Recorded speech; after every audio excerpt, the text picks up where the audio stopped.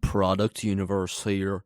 Stephen Miller teaches the media a valuable lesson. Stephen, is the president going to ask for him to be returned to the United States or not? Like, yes or no? So first of all, it's not a question for me to answer, but I think that the assumption that underlies the question is what needs to be corrected, which is that there was no mistake that was made. He was sent. So what? Let me ask you, so what do you think would happen to him if he came back to this country? As your understanding of immigration laws, what do you think would happen? But I'm just asking. No, it's important to know. You're asking a lot of questions. You are all asking a lot of questions about this, and you all seem to care about it a lot. So let's see if any of you have researched anything about this issue at all. Can anyone here tell me what would happen to the illegal alien from El Salvador if he came back to the United States? Does anyone here know? Does anyone want to guess? Any of you? He could be with his family. What does any of you know the answer to the question? Legally, what would happen if he came back here? Does any of you know? Any of you? Do you really you've been writing. Supreme Court, I'm talking now. You need to stop. I'm talking now. Does any of you? Why was it unanimous? You're done. Does any of you know the answer to the question? Does any of you? You've been talking about it for days. Would deport him again, no?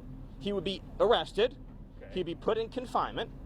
He would be deported the second time to El Salvador again, because there's no withholding order for an alien who's a member of a foreign terrorist organization, number one. Number two is the gang that he's a member of doesn't exist in El Salvador anymore. So what you're asking for is to be deported twice. But additionally, if we chose to just pretend that the withholding order was real, he would be deported to a different country. So, for example, he could be deported to Egypt. So I'm just trying to understand, is it your view, in other words, you have to find a country that would be willing to take a MS-13 member from El Salvador. So I'm trying to understand from you all is, so if he came back and under our laws he was then deported to Egypt or to Somalia, would you then be saying, great, I'm so glad that you deported him to another country? Is that what you'd all be saying? Like, do you understand our immigration laws at all? But the premise of your question, the gentlemen, the return, guys, do you know the difference between a deportation order and a withholding order? Do you know the difference? Any of you, please. Do you? Well, we're not in the government. But you couldn't even spend 72 hours over the weekend learning the distinction, even though you've been writing and talking about it this whole time. Just raise this, please. Just raise your hand. Does any of you know the difference between a deportation order and a withholding order? How do you know that he's a member of MS-13? The White House has repeatedly said according to intelligence. By the way, according to our government and his government. In other words, his government has confirmed based on their own intelligence that he's a member of MS-13. First of all, do you dispute that he's an illegal alien? What's that? Do you dispute that he's an illegal alien? No. Okay.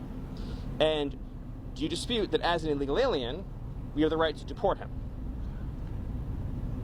Going through And he went through the legal process. So I want to be very, okay.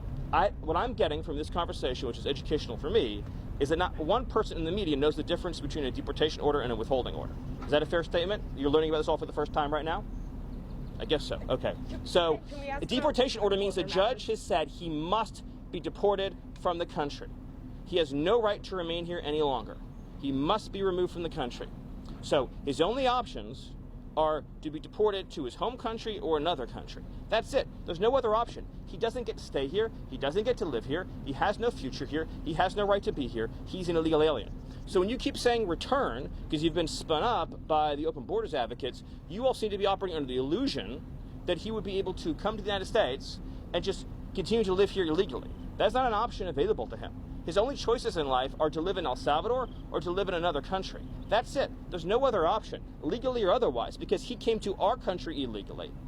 Do you understand that? Stephen, can I ask, as a matter of policy, does the administration believe that immigration judges, because they're under DOJ, that their orders can be overruled by what the administration wants? Is that a general matter of policy? Well, actually, so specifically, it's the Attorney General has authority to overrule the immigration courts, and that's actually by statute, yes.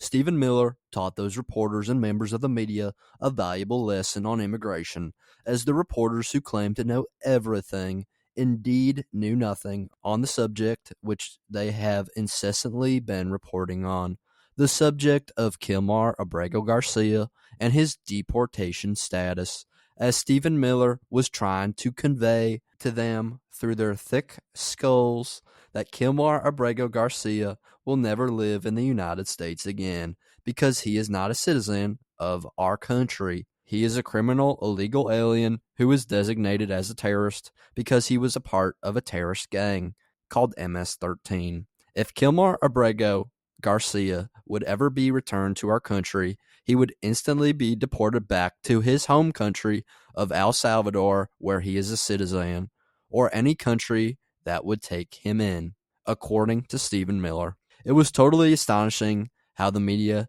did not know anything about the subject, as Stephen Miller made them all look like fools, as they could not correctly answer anything about the matter. Stephen Miller had to repeat himself to teach the media what the correct answer was.